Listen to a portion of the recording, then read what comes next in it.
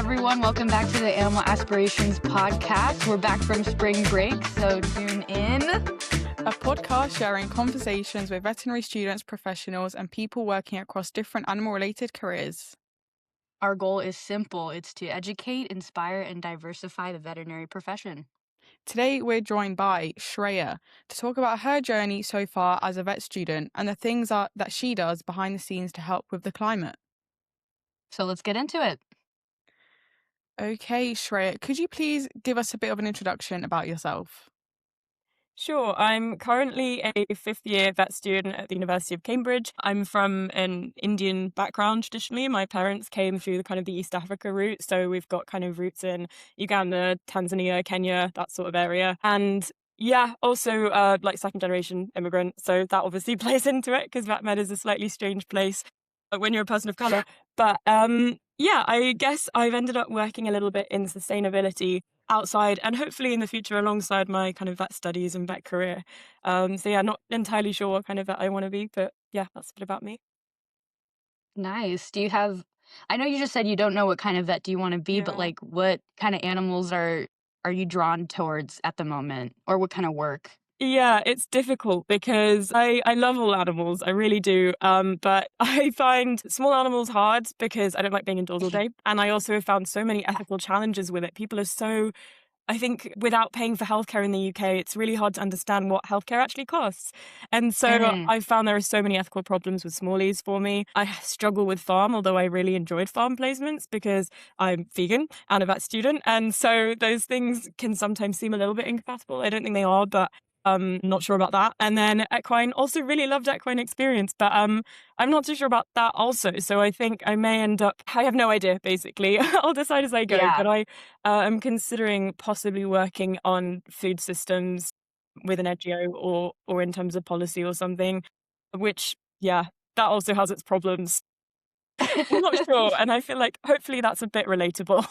But Yeah, being a no, fifth year, I kind of definitely. need to get my act together at some point. Although it is a 6-year course, so it could be worse.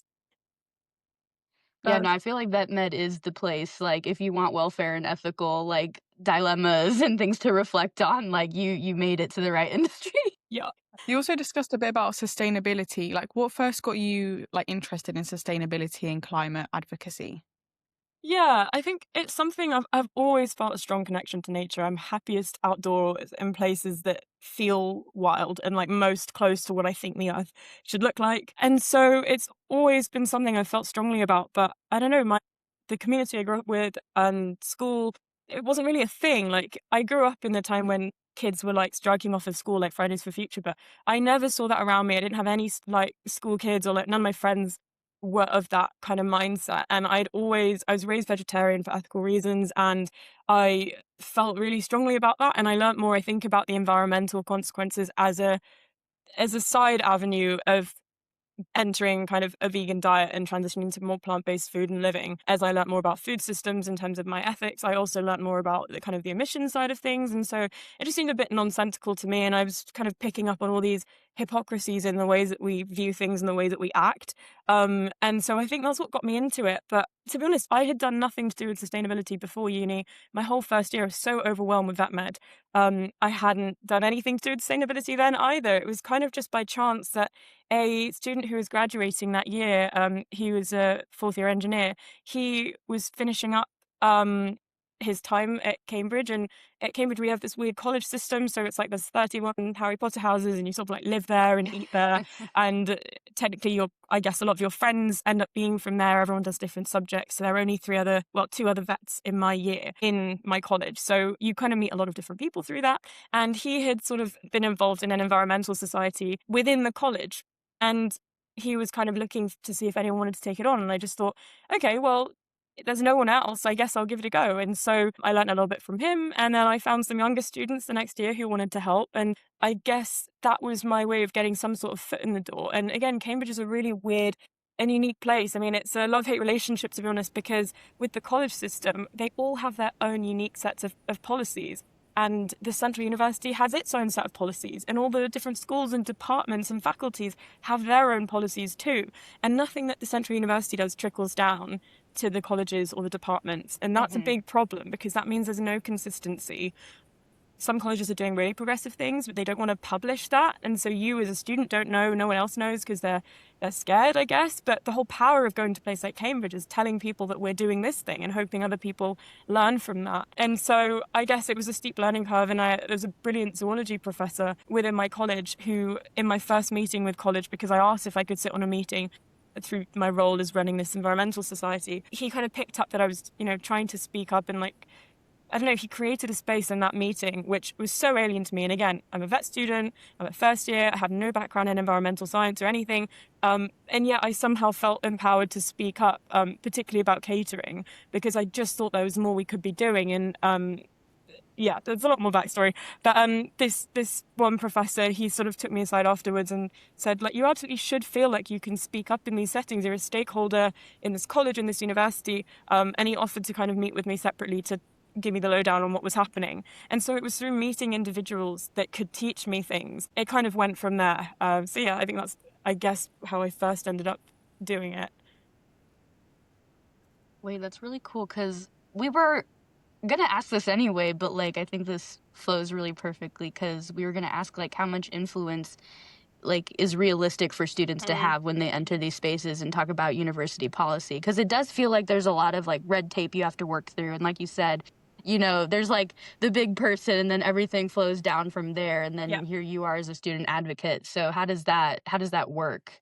It varies, and there are different seasons, to be honest. And while I felt I learned a lot, and I definitely went through a lot of character building by being sat in those meetings, often as the only young person, possibly the only person of color. And it was difficult, and I learned a lot, and I enjoyed it because I was being so pushed out of my comfort zone.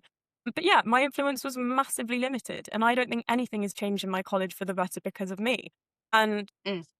that's fine. I think the influence I've managed to have is I was grappling with this myself, thinking I feel like I'm not doing much here, but I also feel like the idea of having all these students with me and it not just being me, that was really helpful. And it was things like these students were having even bigger and bolder ideas than me about different socials we should do or about how to implement composting, where I was just thinking, oh, I'm just going to give up on this whole composting idea. I don't want to do it. It's not going to happen. And I had younger students who were sort of coming up with creative solutions and pushing me to keep going. And I suddenly realized the power of actually collective action. It sounds so stupid because obviously collective action works, but I'd never experienced that before.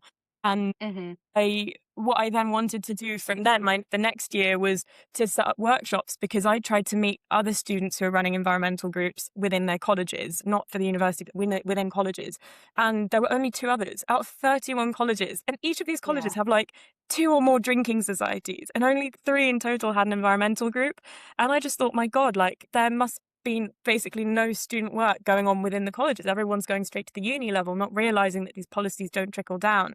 And so I set up workshops to gather students who weren't in any formal role, but just wanted to maybe set up a society like that. And I don't even remember how I found these people individually, but I did. And over the year, we had about 50 people come to maybe 4 or 5 workshops, and we had some Okay, repeaters. nice. And we went in 2 years from having just 3 groups to having about 11. And there's currently, I think, 17, or possibly more than that. And obviously, it's if your friend is part of one of these, you know that it's a thing you can do, and you can learn quite easily from them how to set one up. But the workshops are really practical. I'd say just send this email to this person, work out how to get funding now, do it all in this session while we're here together. We had accountability partners, so people didn't feel so alone in it. And it worked. And I now know so much about the individual policies and what different colleges are strong at and what others are weak at. So again, it's not a massive amount of influence I've had myself, but I think by connecting other people, and I guess it's like training other people to train other people sort of thing, I think that's worked. And I also just joined more organizations after that, because I'd always looked at students who were, going to climate conferences or were involved with a charity or an NGO, and I just thought my God, how did they end up being approached to do this sort of thing at this age? That's so strange. And then I realized actually you could just reach out. You could just send an email to a group of people that you look up to and think, would benefit from being surrounded by people like that. Because at this point I had no vegan friends. I had no real friends in environmentalism other than the younger students. And I felt a bit like I was parenting people. So it was a bit strange. I just wanted to connect with more people.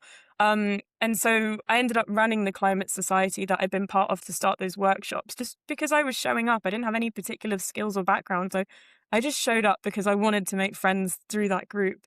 And so I ended up applying to run it, and I got that, and I've had amazing opportunities, and I've learned so much about how this university works through being in that particular role. But with that, I knew that past presidents of this society had attended international climate conferences like the COPs. So not everyone knows what these are, but it stands for the Conference of Parties. It's the biggest conference in the world for anything ever.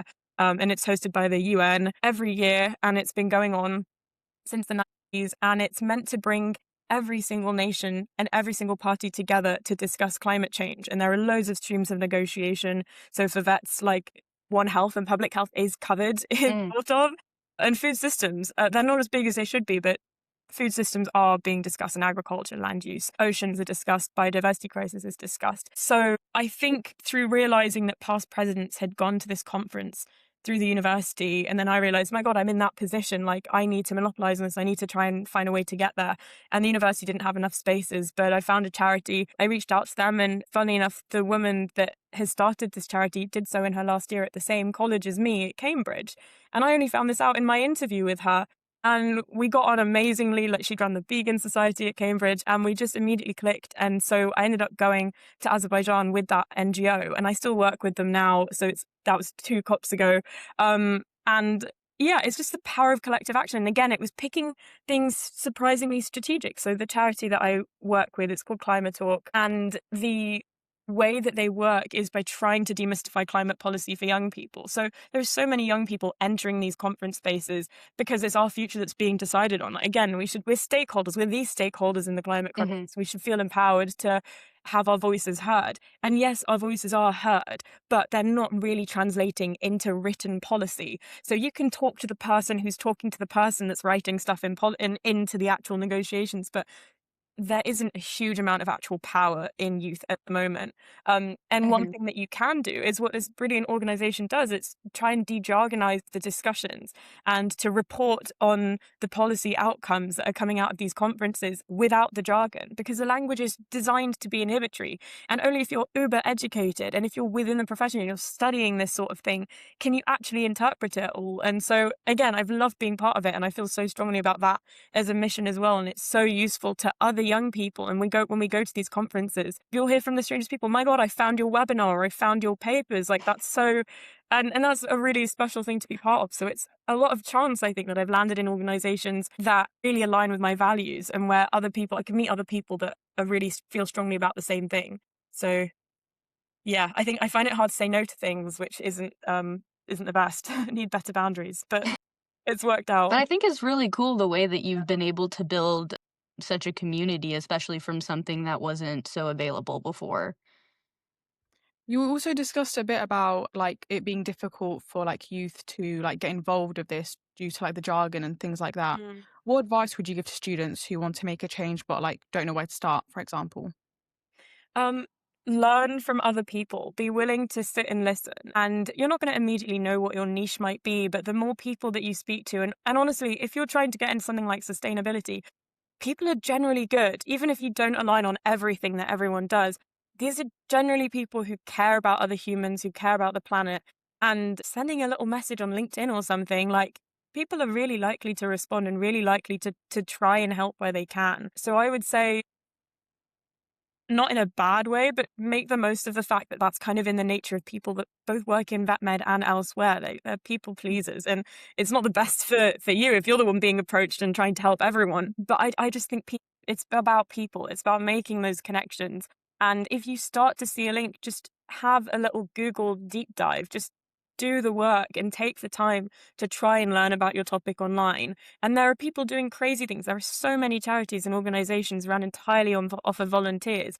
There's so much that you can do with your free time that actually it's not draining. And I don't find it draining to work with these groups. I find it gives me energy because I'm learning and I'm giving back. And yeah, I guess there's like a selfish aspect to working with an NGO as well, because you feel like part of a community and you gain that as well as being able to give. And yeah, again, being a vet student everyone's busy. Like, no one has monopoly on the word busy. Everyone feels like they never have enough time. But actually, my grades improved when I started doing more. Again, I said my first year, I did nothing outside of vet med really, other than like socialize and make friends. And my work in terms of vet med, I don't procrastinate anymore. I do sometimes, but I just don't give myself the time to. I will give myself a set 2 hours or maybe a week where I block off to just get work done. And it gets done in the time you allocate.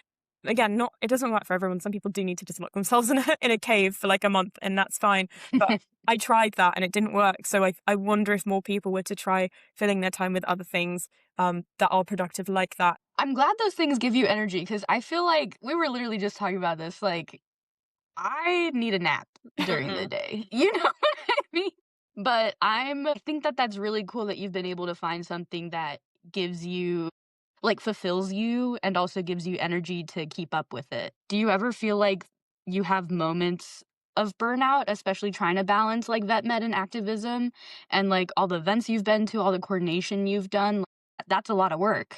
Yeah, I definitely do. I think the times I felt most burnt out is when I realized that people don't see value in what I'm doing. And there's plenty of people that just don't see value in what I'm doing, and that's fine. But I think I tend to manage, and I think a lot of that's quite bad, doing things like having boundaries and like looking after yourself instead of other people. Like that's a thing I think a lot of us are very guilty of. So yeah, I often do feel tired, and I probably do too much, but sometimes I feel even more tired when I have less to do in a kind of weird way. Maybe it means that I don't really know how to have a break, or like how, I don't know, like I think again a lot of vets would relate to that, hopefully. But I think I've tried to be again strategic. Like, I make sure I exercise, and I think I feel better for it, even if I feel tired while doing it.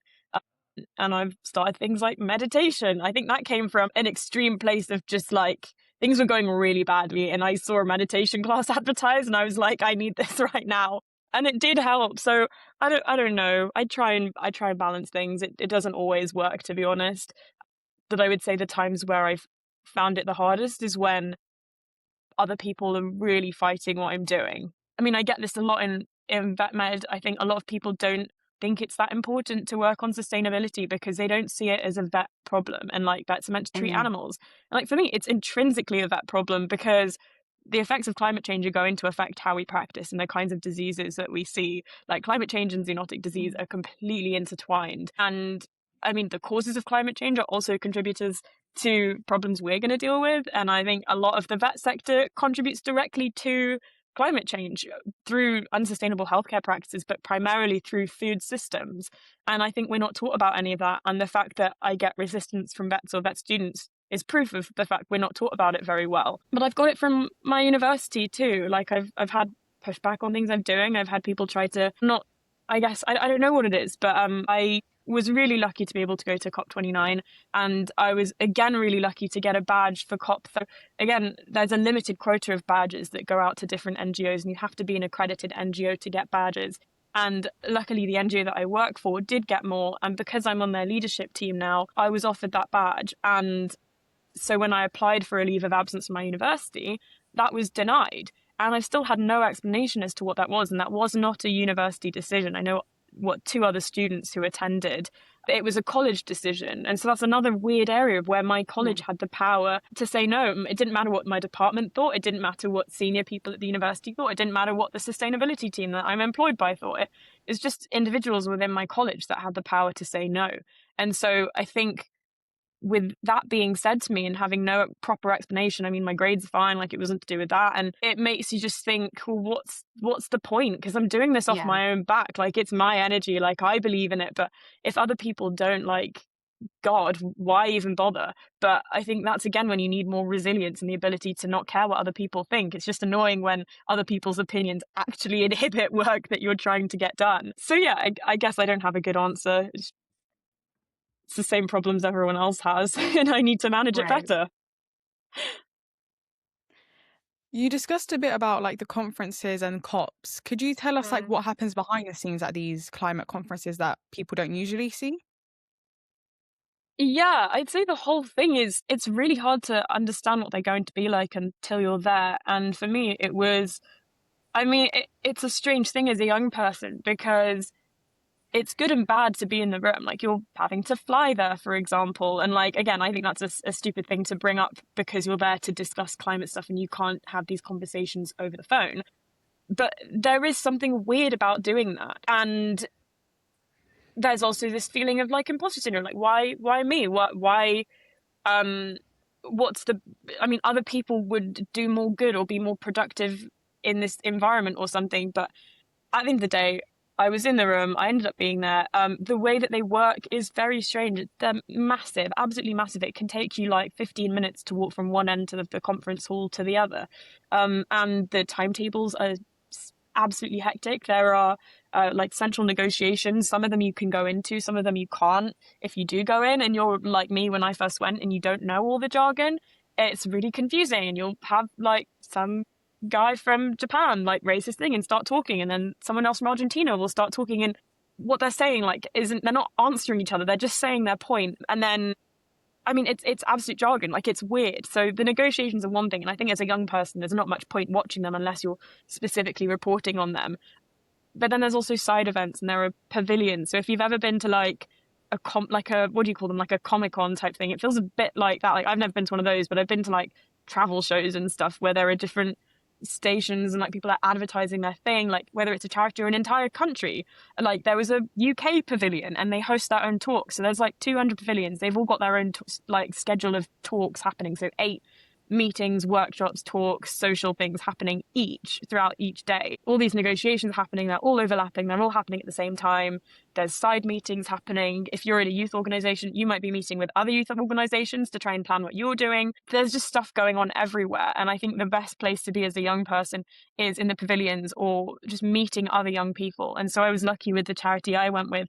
Our whole purpose is, reporting for young people, but we have people at home who can do that. And so our primary role is to interview other young people to platform the work that they're doing. So it's a really lucky position because you meet like 50 or 60 other young people who are working on insanely cool things.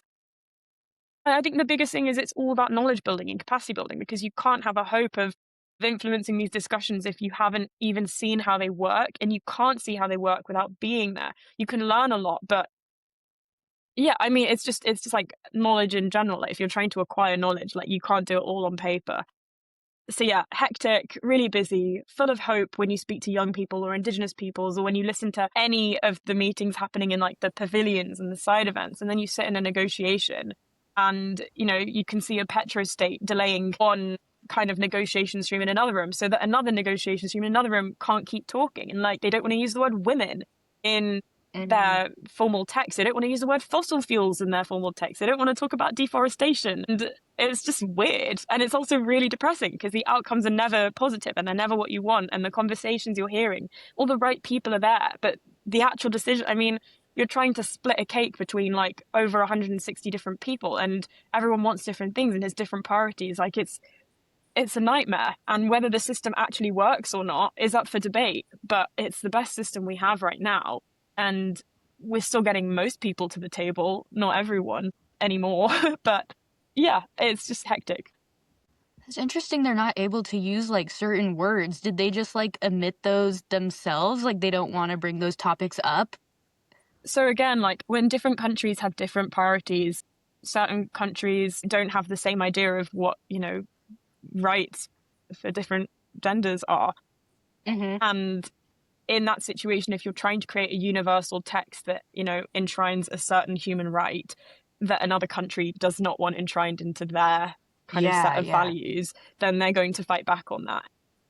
There are countries out there, many of whom have hosted COPs. So I was in Azerbaijan, and like 96% of their trade is oil. That's a pretty big conflict of interest, in my opinion. And yet there are a bunch of petrostates that have huge amounts of wealth and power, and they don't want you to use the word fossil fuel in your text that's about a just energy transition. So yeah, because everyone has different priorities and nobody wants to give up. I mean, we can see this every day. Like, in Cambridge, a lot of us cycle. But when we get older as vet students, like, we get cars, like, fingers crossed, like, hopefully, because it's really hard to do your placements without a car. But a lot of local residents, it's a very Green Party area. Like, right now, everyone's voting Greens. It's usually Labour, Lib Dem, or Green.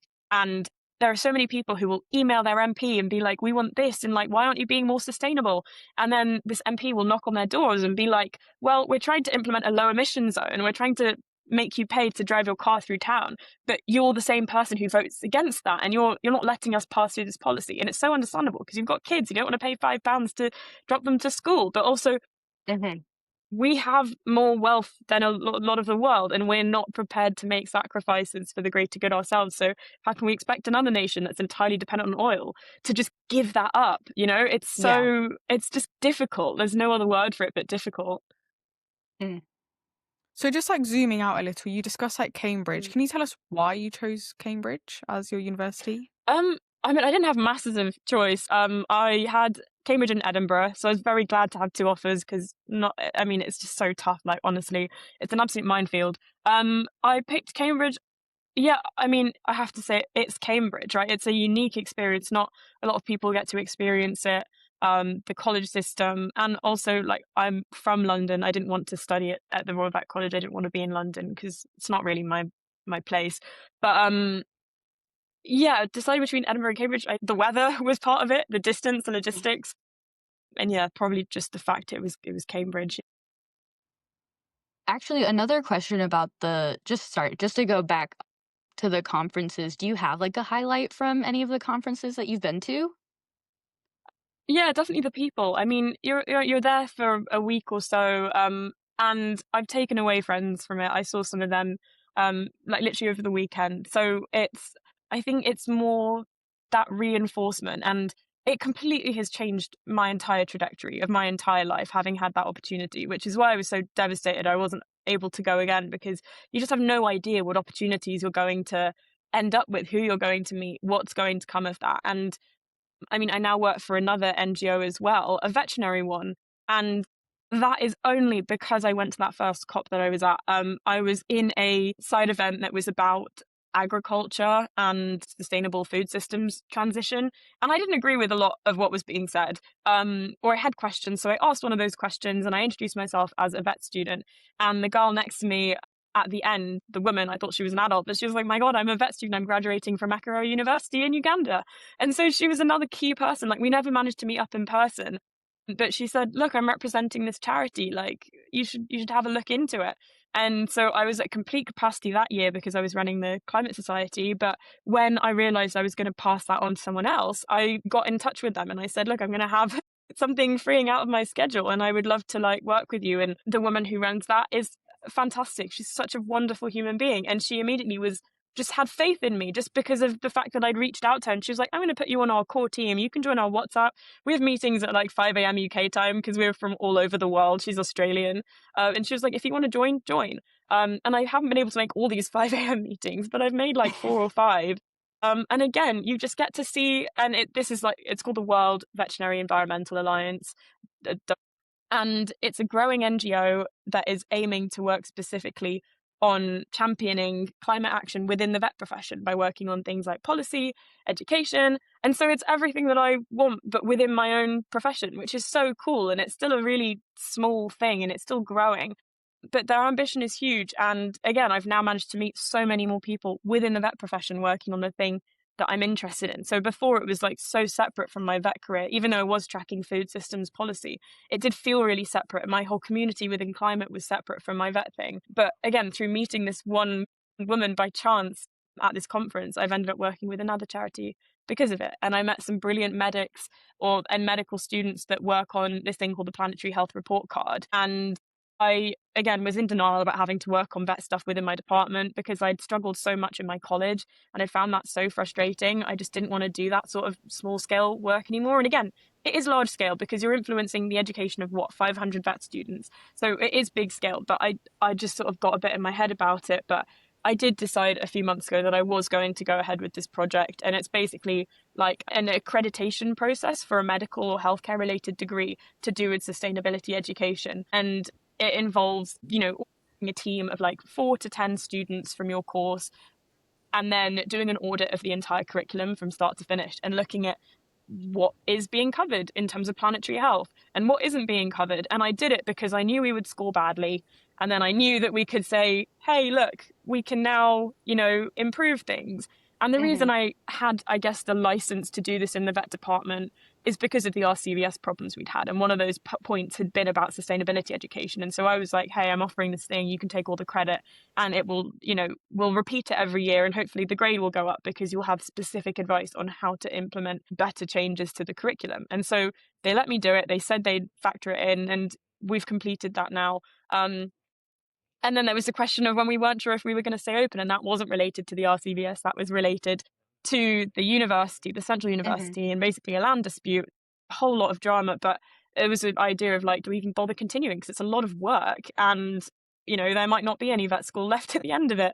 But no, we agreed as a team it was important to keep going, and we had enough faith in our department that it would pull through, which it did by some small miracle. And so yeah, now we're set up with that project. So yeah, I think I wouldn't have done that either had I not come across it at COP, I don't think. So yeah, Mm-hmm. I think you just don't know what you're going to get with these sorts of things, and those are my two biggest takeaways. That I managed to work with two other brilliant organizations directly through going to that first conference. That's really inspiring. Something I'm really curious about is like veganism. So, like, what's your Mm. experience like as a vegan vet student? Because there isn't many of them. So, can you tell us a bit about that, Yeah, please? I really struggle with it, and it makes me quite sad. I think I struggle in a lot of vet workplaces because I used to think when I first started learning about animal agriculture and stuff, like, I guess this is quite a hard one to answer, especially to vet students, because you're looking at a cohort of people that love animals so much that they're making a career out of it, and they're putting themselves through what a lot of people would consider hell in order to get this qualification to directly help animals. And I think with me, it feels a lot like people want to help cats and dogs, or people want to farm animals with a system that would be so unacceptable if you put cats and dogs into it. Mm. And I just don't view these different species as being so wildly different from each other that it's acceptable to treat one the way, like, you know what I mean? And I don't think they're so different from humans. I'm not saying that, I view a caterpillar as being like equal to a human being, but I just don't think they're so unequal that it's worth um setting up these systems that mass produce animals. And it's just the scale of it, I think, that really frightens me. Like, every single year we are slaughtering the equivalent population of land mammals as human beings that have ever walked the planet since the beginning of time. That really scares me, I think. And I think being witness to that whole system, and I've seen farmers that I think are excellent. I've been lucky. I've worked with brilliant stocksmen and people that I really respect. I've worked with farmers that I think are doing things wrong. And where I can see problems, and I have seen vets not feel empowered to speak up in those situations, because you really can't, because this is someone who knows what they're doing and it has been taught something through generations, and it's not your place as a professional who is advising on medical care to then say, actually, I don't think you should move your cow that way, or I don't think you should raise your voice that way. Like, it's just not a Mm-hmm. conversation that you can feasibly have. And so I really struggle with the idea of working within that system in order to better animal welfare, because if at its core you look at dairy and it involves separating a mother and a calf and potentially slaughtering that calf just because it's a male, or rearing it and fattening up for fat, even if that animal has the best life. And again, I've done a lot of beef practice over my Easter break, and I've seen genuinely happy cows. Like, they are happy, they're outdoors and it's brilliant, but their life is cut short at 18 months or 2 years old when they could live to 25. Like, these things just don't sit right in my head when I compare it to a human being, or like when I've seen pig practice. Like, just imagining a human woman in a farrowing crate like that, or imagining a human woman in a dairy system and having that happen, like, I just don't think they're different enough from us to justify it. But then I'm surrounded by people that know the whole system, that have participated in the whole system. We've all done things that we feel are unethical, that we didn't agree with, that have traumatized us, especially if you've had to see pig practice like a lot of us at Cambridge have. And we still choose to support those industries either by going in and working for them. And again, I do believe you can do a brilliant job as a farm vet. Like, I've seen some amazing practice. I do believe it. I just personally can't. It would be so bad for my mental health. But I just don't understand supporting those systems when I've seen it and I've participated. Yeah, I hope that makes sense and isn't too judgmental. It's not trying to be. It's just in my head. I can't rationalize it, but everybody around me can, despite having the Mm-hmm. same values in terms of like loving animals or loving pets. I don't know what it is, and I can't explain it. I really can't. Because I used to think if everyone around me saw the same thing that I had seen and had been to a slaughterhouse and knew what that involved, they would make different choices. But I'm surrounded by people that are A, motivated to change, and also B, have seen it all and participated in it all and haven't changed. So then I don't really know where that leaves Mm. society. I don't know. Yeah, that is hard because these systems have been around for so long. But lots of things I have been around guess for a long time and we still well, don't no, of support them, you course. know? It's just Yeah. I get what you're saying though. It's livelihoods too and it's culture too. And I also think the solutions for England or the global north are very different from the global south. Like I wouldn't go to a country where already a lot of people are suffering from malnutrition and where the protein Mhm. they're producing is being exported elsewhere or sold to other people within that country. Like I don't think it's appropriate to talk about this sort of thing with them. But I don't know, in England it does seem Yeah. doable to me. So I don't know. I just meant in the sense that, like, it's hard to make movement Yeah. Yeah. with something like that that's, Yeah. so huge. Yeah, definitely. Do you think that you've noticed any shifts in, like, attitudes towards that and just around food systems and animal welfare in general? I would say I'm probably not old enough to know what it was like. I think it's Mm, so accessible to have that sort of diet in England now. And again, I know it's not for everyone and everyone's bodies react differently to different things, but in England, I think it is accessible. More people are trying it. I've also seen people, try it for a bit and then revert completely back. Within the vet profession, I have no idea. Most of the practices that I've been to, I don't know, you see people kind of joking about like their chicken sandwich or their beef for lunch, and I'm just like, I don't get it. Or refusing to treat pigeons. Like I don't understand it. You mhm, couldn't do that with people. You couldn't pick and choose your patients. I don't know. yeah, Um so I don't know. I've been lucky to work in one practice where like two of the vets and like four of the nurses were vegan. And like I felt so at home. It was brilliant. They loved pigeons and it was amazing. But like I don't know that I've seen much change. I think a lot of people in my year now don't eat pigs because of seeing pig practice. I honestly thought seeing all the worm eggs and cysts in the slaughterhouse would convert more people, but yeah. people don't seem to care. So I don't know. No, I don't think I've seen much change at all. Yeah. I mean, it's kind of sad to hear, but maybe like it'll be gradual and a slow process, and hopefully we'll see progress like that in the future. Are you ready for a quick fire round? Yeah, sure. Okay. What's one policy term you're tired of explaining? God. I mean, all of them. I don't think anyone knows any of them. Oh, that's hard. So I've never had to explain this, but if you use the word should or shall, those mean two different things. Like should suggests that a country should do something in theory, but they're not bound to. And if they shall do Mm, something, it means that they are legally bound to do that thing. And that's Okay. stupid, right? Because the Yeah. tiny change in a letter in a word dictates whether something is legally binding or not. mm, That's interesting to hear. yeah, definitely did not know that one. Yeah. Uh, what's, like, your favorite country that you visited through your work? Uh, Belize. Yeah, I think it's a beautiful country, beautiful people. I worked with manatees for a bit there, and they make me very happy. What's the most unrealistic eco trend you've seen online? I'm realistic. I'm not sure about unrealistic, but I do think the diet one is just so realistic. And I think this whole thing about AI and people refusing to use it because of like environmental reasons. Like I don't use a lot of AI. I don't think it's good for like human creativity and like freedom of thought and stuff. Like I think it's going to make us all a lot dumber or something. I'm not that educated on it, but I do think the environmental impacts of it are pretty minimal when you compare it to like watching Netflix for an hour or just Mm, using Google for a prolonged period of time. And especially when you look at eating meat again, like I wouldn't eat meat even if it was environmentally destructive to not eat it. But I still just think it's one of those things where like not using AI, I mean, it's an easy thing to do because you weren't doing it anyways. But to become like a vigilante about it is a bit silly because it's just not that destructive. I mean, it is, but there's just so much more that's a problem. Like I think you've got to pick your battles a little bit. what is one thing every vet student should learn before graduating? Hmm. I would say about about the climate crisis. I just think you've got to realize the world that you're going into is going to look so different to what people think. And genuinely, if change doesn't start happening, we're going to start seeing some pretty shocking things. A lot of parts of the world already are. And I think in England especially, we are so privileged to be hidden from it, and so privileged that the worst we have is that summer comes a bit early and we maybe have some blue tongue and stuff. I just think it's people aren't realizing in the UK what is happening elsewhere and the scale of it. What's your favorite animal and why?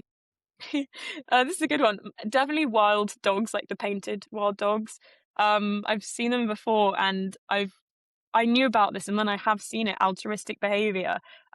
They will feed like sick ones, young ones, old members of the pack first. So you see quite a lot of like disabled animals, so animals that might have broken their leg and it's healed wrong. So they've got like a shriveled leg, but they're the one eating first. I think that's lovely. What's the most niche topic that you could talk about forever? I think aging in octopuses. Wow, I did not expect that. Obsessed. I love them. They're so cool. What's been more stressful, exams or international conferences? Exams, or not being able to go to international conferences at the same time as exams. Yeah, I think probably just Cambridge. Not even exams, just Cambridge University. That's valid. If you could make one sustainability policy happen overnight, what would it be? I think it would be related to a circular economy, and it would be very unpopular, but charging appropriately for different kinds of food. So subsidizing locally produced like protein sources like pulses, beans. Like we don't have a lot of that in the UK, but charging appropriately for that, and then charging more for things that we're importing. Like I don't think we should be able to eat anything we want at any time of year. But I also recognize that transport costs aren't a big environmental contributor compared to like animal products on our doorstep.